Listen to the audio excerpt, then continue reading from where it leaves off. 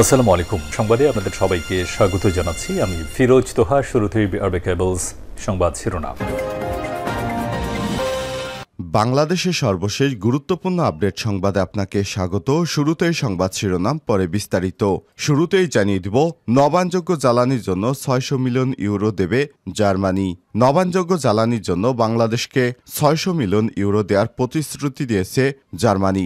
আজ অন্তর্বর্তীকালীন সরকারের প্রধান উপদেষ্টা প্রফেসর ডক্টর মোহাম্মদ ইউনূসের সঙ্গে বৈঠক শেষে এই প্রতিশ্রুতি দেয় জার্মানির রাষ্ট্রদূত আখিম স্টোটার্স। এরপর জানিয়ে দিব, আওয়ামী লীগের প্রেসিডিয়াম সদস্য কাজী জাফরুল্লাহ গ্রেপ্তার। আওয়ামী লীগের প্রেসিডিয়াম সদস্য কাজী জাফরুল্লাহকে রাজধানীর গুলশান থেকে গ্রেপ্তার করেছে আইনশৃঙ্খলা রক্ষাকারী বাহিনী। তবে কোন মামলায় তাকে গ্রেপ্তার দেখানো হবে তা এখনও নিশ্চিত করেনি। এদিকে 103 বিলিয়ন ডলার বিদেশি ঋণ রেখে গেছে আওয়ামী লীগ সরকার। আওয়ামী লীগ সরকারের শাসন আমলে বাংলাদেশে বিদেশি ঋণ রেকর্ড ভেঙেছে। গত জুন মাস শেষে বিদেশি ঋণ ছাড়িয়েছে 103 বিলিয়ন ডলার। আজ বাংলাদেশ ব্যাংকের হালনাগাদ প্রতিবেদনে এমনটাই উঠে এসেছে। এবারে জানাবো, জাতীয় রাজস্ব বোর্ড এর 40 কমিশনারকে বদলি। জাতীয় রাজস্ব বোর্ড এনবিআর এর আয়কর বিভাগের অন্তত 40 জন কমিশনারকে বদলি করা হয়েছে। আজ এনবিআর এর প্রথম সচিব কর কমিশনার মোহাম্মদ ইকবাল হোসেন স্বাক্ষরিত এক প্রজ্ঞাপনে বিষয়টি জানানো হয়। জানিয়ে দিব, গণহত্যার উস্কানিদাতা কবি, সাহিত্যিক এবং সাংবাদিকদেরও বিচারের আওতায় আনা হবে বললেন তথ্য উপদেষ্টা মোহাম্মদ নাহিদ ইসলাম। এবং সর্বশেষ জানিয়ে দিব, আল জাজিরার অনুসন্ধান প্রকাশ, যুক্তরাজ্যে 360টি বাড়ি কিনেছেন শেখ হাসিনার ভূমিমন্ত্রী সাইফুজ্জামান চৌধুরী। শেখ হাসিনা সরকারের ভূমিমন্ত্রী সাইফুজ্জামান চৌধুরী বাংলাদেশ থেকে হাজার হাজার মিলিয়ন ডলার বিদেশে পাচার করেছে।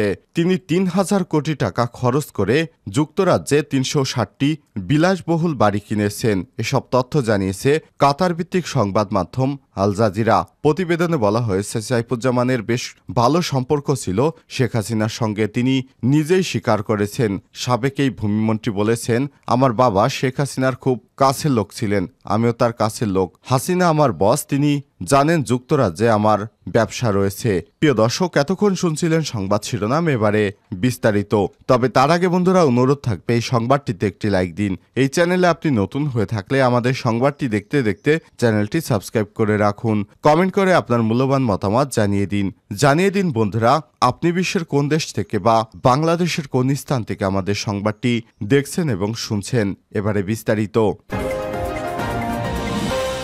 নবায়নযোগ্য জ্বালানির জন্য 600 মিলিয়ন ইউরো ঋণ দেবে জার্মানি। নবায়নযোগ্য জ্বালানির জন্য বাংলাদেশকে 600 মিলিয়ন ইউরো দেওয়ার প্রতিশ্রুতি দিয়েছে জার্মানি। বুধবার 18 সেপ্টেম্বর অন্তর্বর্তী সরকারের প্রধান উপদেষ্টা অধ্যাপক ডক্টর মোহাম্মদ ইউনূসের সঙ্গে বৈঠকে ও প্রতিশ্রুতি দেন জার্মান রাষ্ট্রদূত আখিম স্টোটার। তিনি বলেন, বাংলাদেশের সঙ্গে জার্মানির দীর্ঘস্থায়ী সম্পর্ক রয়েছে এবং সাম্প্রতিক বছরগুলোতে এটি 1 বিলিয়ন ইউরোর সাহায্যে দেশের বৃহত্তর উন্নয়ন অংশীদারদের একটি পরিণত হয়েছে।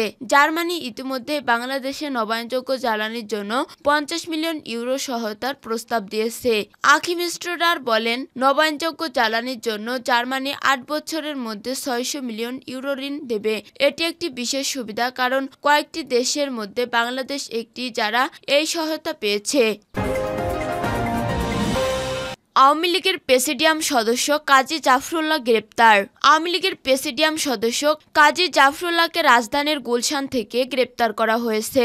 তবে কোনো মামলায় তাকে গ্রেপ্তার করা হয়েছে বলে তা জানা যায়নি। বুধবার 18 সেপ্টেম্বর দিবাগত রাতে তাকে গ্রেপ্তারের বিষয়টি জানায় আইনশৃঙ্খলা বাহিনী। গ্রেপ্তারের পর অসুস্থতা বোধ করায় কাজী জাফরুল্লাহকে জাতীয় হৃদরোগ ইনস্টিটিউটে নেওয়া হয়েছে।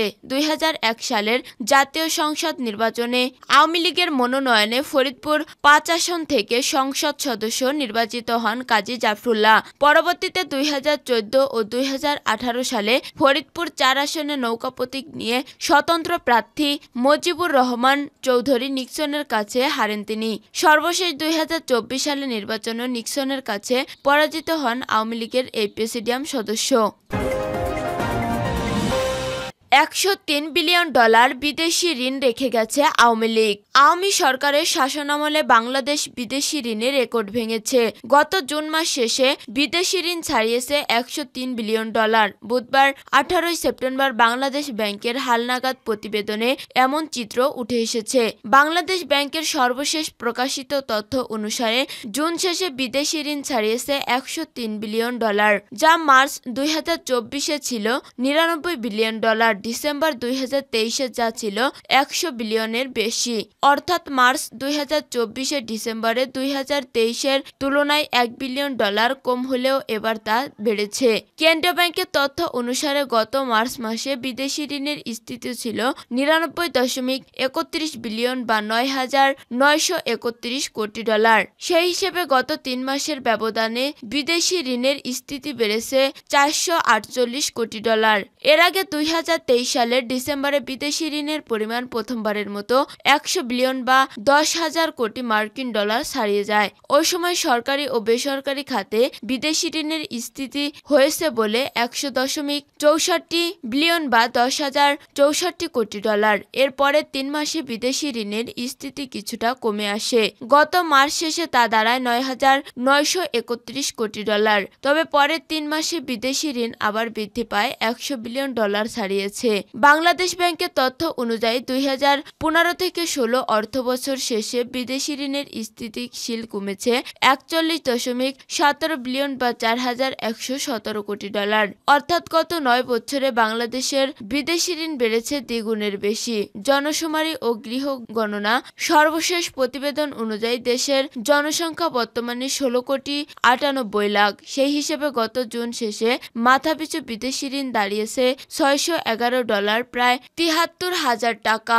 9 বছর আগে এর পরিমাণ ছিল 257 ডলারের বেশি। জাতীয় রাজস্ব বোর্ডের 40 কমিশনারকে বদলি।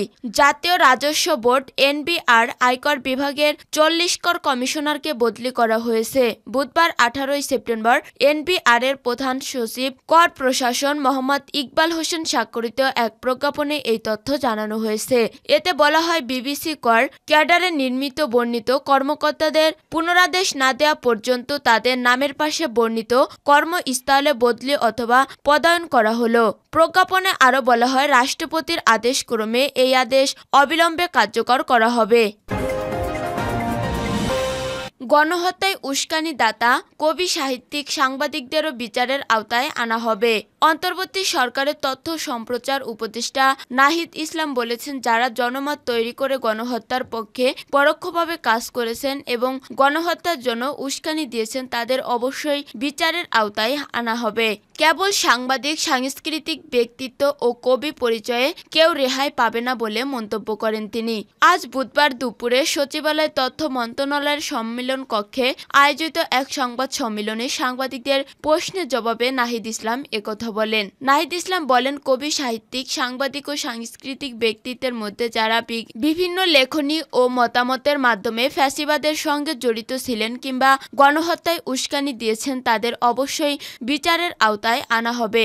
সাংবাদিকদের বিরুদ্ধে করা মামলা সম্পর্কে আরেক প্রশ্নের জবাবে নাহিদ ইসলাম বলেন, মামলাগুলো সরকার করেছে না, জনগণ তাদের জায়গা থেকে করেছে। অনেক ক্ষেত্রে ব্যক্তিগত শত্রুতার জায়গা থেকেও মামলা করা হচ্ছে।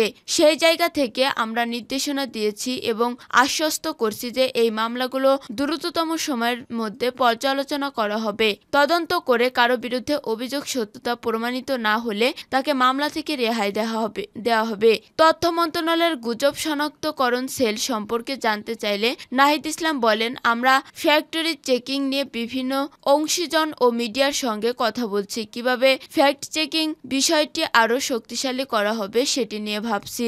একটি ফ্যাক্ট চেকিং সেল করা পরিকল্পনা রয়েছে জানিয়ে তথ্য উপদেষ্টা বলেন, সামাজিক যোগাযোগ মাধ্যমে যাতে এ ধরনের গুজবের সত্যতা যাচাই করে মানুষের কাছে সত্য তুলে ধরা হয়, যাতে মানুষ গুজব ও মিথ্যা প্রবাহিত না হয়, সেজন্য আমরা ফ্যাক্ট চেকিং নিয়ে ভাবছি।